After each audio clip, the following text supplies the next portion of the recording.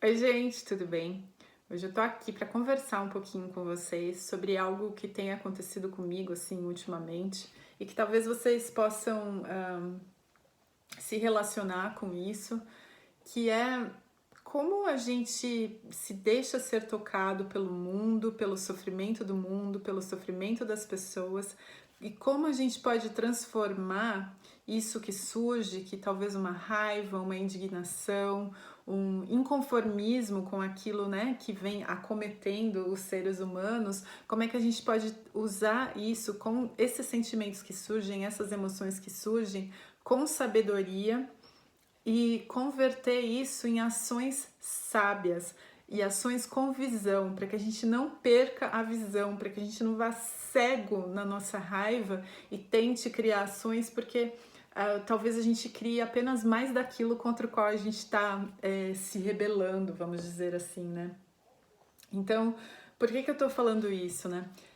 Eu percebo que quanto mais, né, a gente se deixa tocar pelo mundo, e eu me lembro de um capítulo em um curso de amor que eu acho maravilhoso, que inclusive eu acho que eu vou subir o áudio aqui para vocês no meu canal do YouTube para que vocês entrem em contato com isso, mas é um capítulo que se chama O Tempo da Ternura. E nesse capítulo, né, O Tempo da Ternura, o livro fala assim que é um momento da nossa vida em que a gente parece que tudo nos faz nos querer, faz com que a gente queira chorar, como se a gente fosse o tempo inteiro tocado pelo mundo, como se a gente tivesse sensibilizado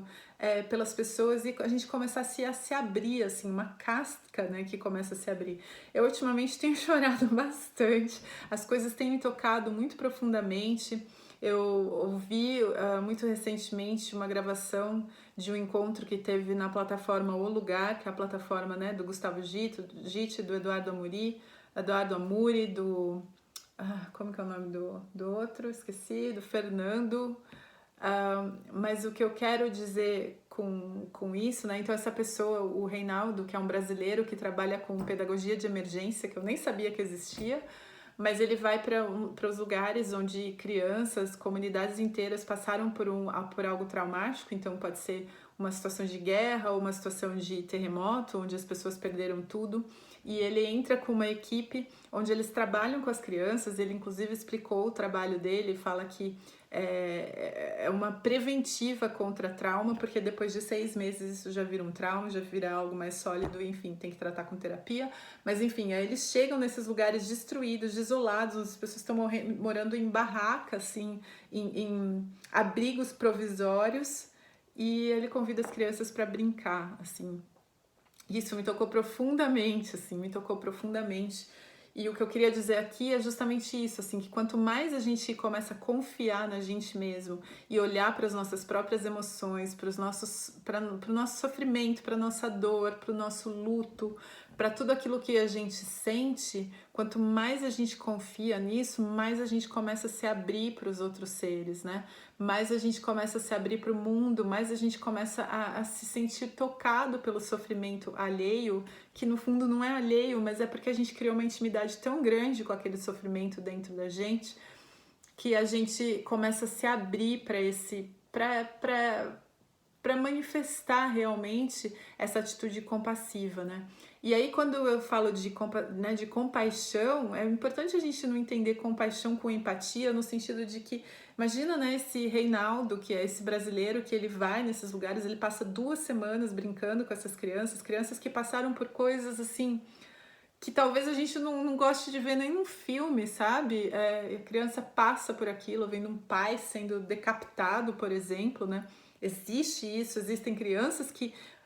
vivenciaram, que viram isso acontecer na frente delas, né? Então imagina se ele chega lá e ele chega numa postura empática e ele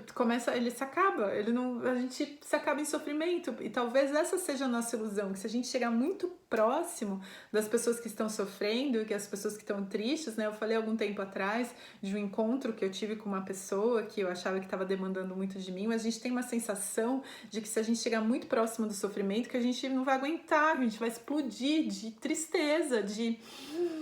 Meu Deus, eu não consigo olhar para uma criança que passou por uma situação dessa e não me acabar, né? Então imagina se o Reinaldo chega lá nesses lugares com esse pensamento empático. Agora imagina se ele chega com uma mente compassiva e ele entende o próprio sofrimento e ele se abre nesse sentido de olhar para aquela criança e, independente da situação que ela tenha passado, perceber a natureza livre da mente daquela criança que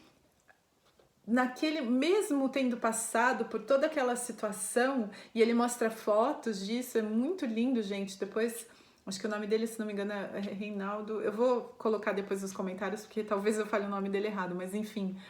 Mas assim, é muito lindo de se ver que as crianças num lugar assim, totalmente inóspito, onde você vê, tem uma foto que ele mostra que as crianças estão brincando, tem umas pocinhas de água, ele fala, então, essas pocinhas de água são os banheiros, mas assim, um monte de pocinha de água no meio das casas onde elas moram, e aí as crianças defecam, elas urinam ali, e elas escovam o dente naquela água ali, entende? Então, você vê a criança naquele lugar, assim, onde você fala, meu, não tem vida nesse lugar, não tem condições de estar neste lugar, né? Mas você olha além daquilo para a natureza livre daquela criança e sabe, porque quando eles convidam as crianças para cantar, para dançar, para brincar, elas estão ali sorrindo. Então você percebe que independente do que estiver acontecendo do lado de fora, existe essa natureza livre da nossa mente. E para isso a gente precisa ter olhado, sentido profundamente o nosso próprio sofrimento, trazido essa nossa humanidade, para que a gente também possa perceber que a gente consegue quebrar esse sofrimento, ou seja, não é algo sólido, né, que faz parte da nossa existência no sentido de ser algo consistentemente que acontece na nossa vida. E aí a gente cria intimidade com isso e aí a gente se abre para uma ação compassiva com sabedoria. Porque se eu pensar em todos os problemas, as questões sociais ou as questões né, de racismo, por exemplo, que estão acontecendo agora, é quase, eu me sinto impotente, né? Então eu sinto que eu não posso fazer nada pelo mundo, porque o mundo é muito gigante para apenas uma pessoa trabalhar. Mas eu posso sempre me conectar com a ideia de que eu posso fazer o melhor que eu posso, aquilo que está dentro do meu alcance, e que isso já é o suficiente. E às vezes o suficiente vai ser dar um tapinha nas costas de um amigo e falar, ó, tô aqui para quando você precisar de mim, né? Ou pode ser um sorriso para alguém que você não conhece, e eu sei que parece muito pouco, e às vezes vai ser apoiar uma campanha, né, de um amigo, a Viviane Akiami, minha grande amiga de infância, está fazendo uma campanha muito bonita de inverno no Brasil para ajudar as pessoas. Então, a gente não sabe qual vai ser o nosso alcance, mas o nosso alcance é esse de visão, porque eu conheço o sofrimento e eu sei que a minha felicidade não pode ser individual, eu nunca vou alcançar uma felicidade individual no sentido de resolver a minha vida do jeito que eu imagino que ela deveria ser. Então eu me coloco, me prostro a servir os outros seres de um lugar de compaixão, não de empatia, onde eu caia junto ali dentro do sofrimento, mas que eu possa entender e gerar ações solidárias nesse sentido. Era isso que eu queria compartilhar hoje com vocês, gente. Super obrigada pela atenção de vocês. Até o próximo vídeo. Namastê.